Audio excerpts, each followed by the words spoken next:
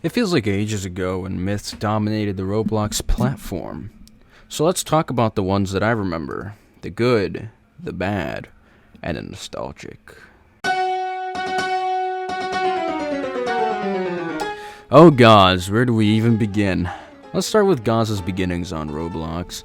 His account was created on August 9th, 2012, and his initial games were intriguing to early myth hunters, prompting investigations into him. There was a legend surrounding these games suggesting that players who ventured into them would later find themselves transformed into corpses in subsequent updates, which sent chills down these players' spines. However, for those that wanted to continue playing the games, Gaza would send them a message and a friend request talking about some form of appointment.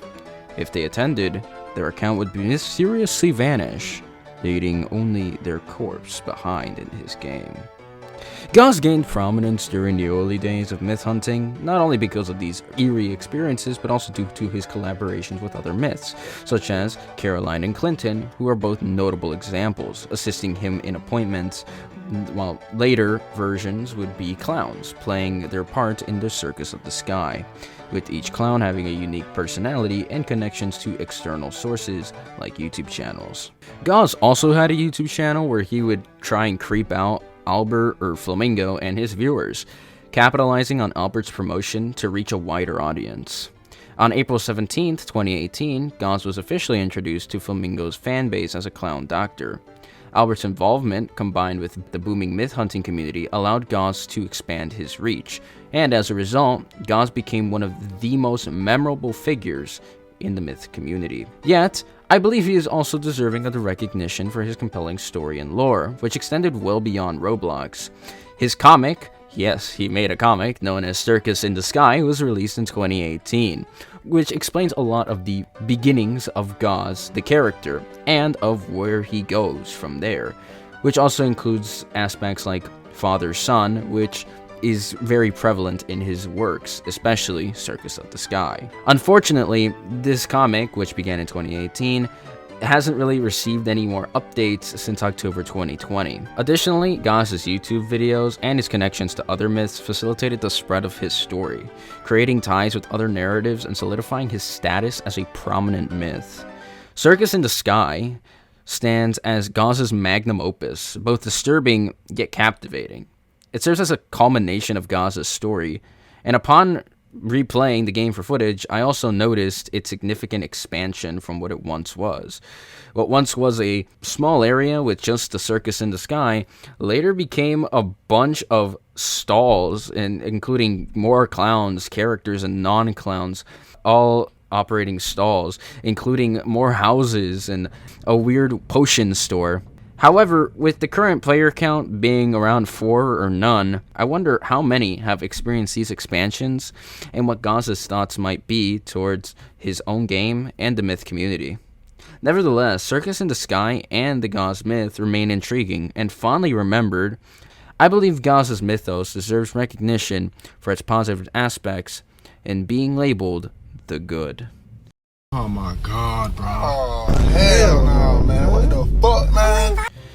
I struggled greatly with determining who to classify as the bad myth. This is mainly because of the many myths from 2018 having some resemblance of story and actual substance for people to play in and chew on for later days. However, Guess 666 it sucks. Guess 666 is a creepypasta/myth centered around an evil guest who possesses admin commands and wreaks havoc in the games if you were to be in one. For those unfamiliar, guests were non-registered users on Roblox who could join games without creating an account. They couldn't save Robux or tickets, but they allowed countless players to experience games to get a general understanding of Roblox. The guest feature was later discontinued in 2017, but Guest 666 lingered as a long-standing legend and myth. I deem it bad primarily due to the whole prevalence of fake videos of sightings of Guest 666 joining my game, as well as the whole notion of an innocent thing turning evil, like Sonic.exe or any .exe game for that matter, which has just become very common and become very basic in their own formula. But hey, you want to know another myth or other myths that fall into this category though, and that are way better than Guess 666? Look up 1x1x1 or John or Jane Doe. Roblox characters with similar premises to Guess 666, embodying the whole spooky hacker out to ruin your game or account trope. Those are just slightly better than Guess 666, but all of them are just as unoriginal and just go to show how common this trope is. Reflecting on it now though, I'm very pleased and genuinely kind of happy that subsequent myths later in 2018, when the myth boom happened, actually have a story and incorporate actual narratives and depth.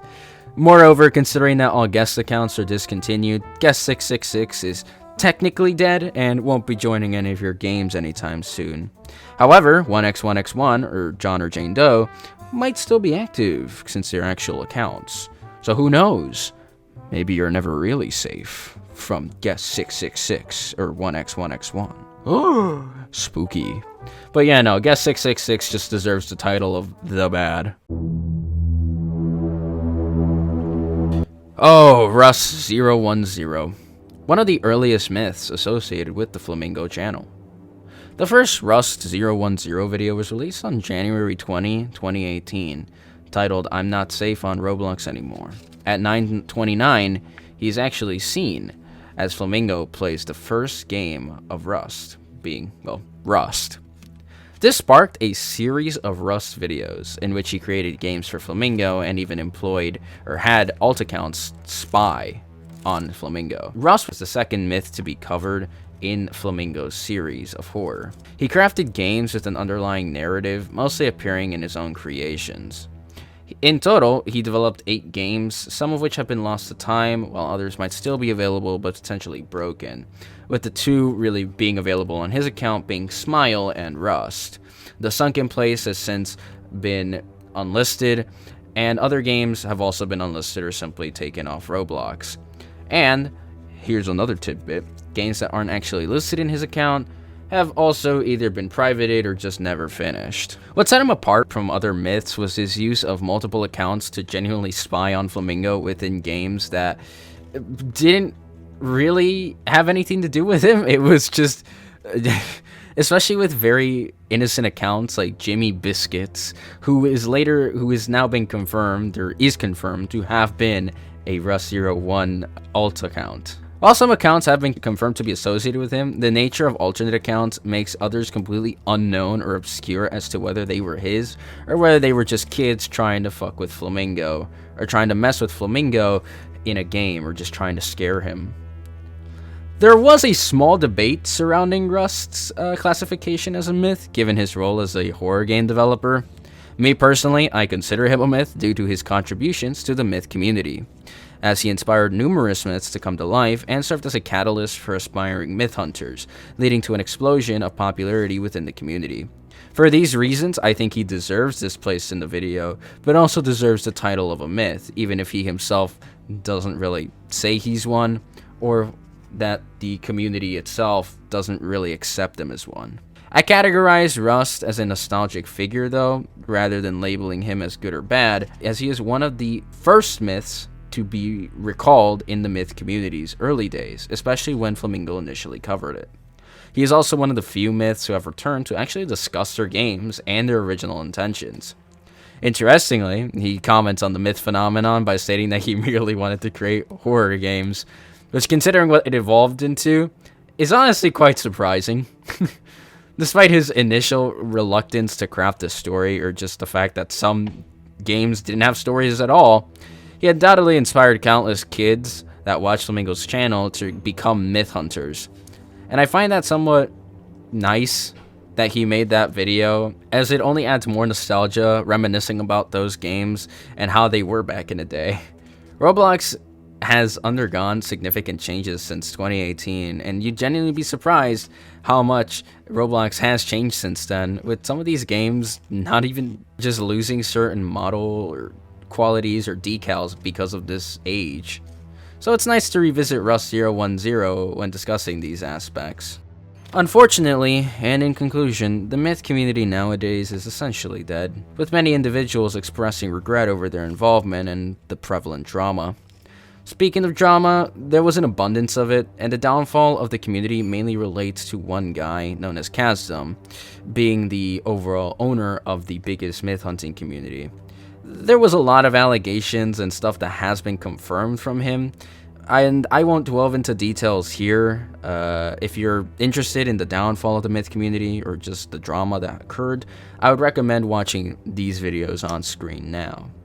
Nevertheless, my intention was to reflect on what I believe represents the good, the bad, and the nostalgic aspects of Roblox myths, and to remember them for their stories and contributions, whether they were good, or whether they were guest 666. But that's about it. I hope that you guys enjoyed. Please consider liking and subscribing, leave a comment down below, and I've been Top Hat King, and I'll see you in the next video. Join my Discord, by the way. Bye-bye.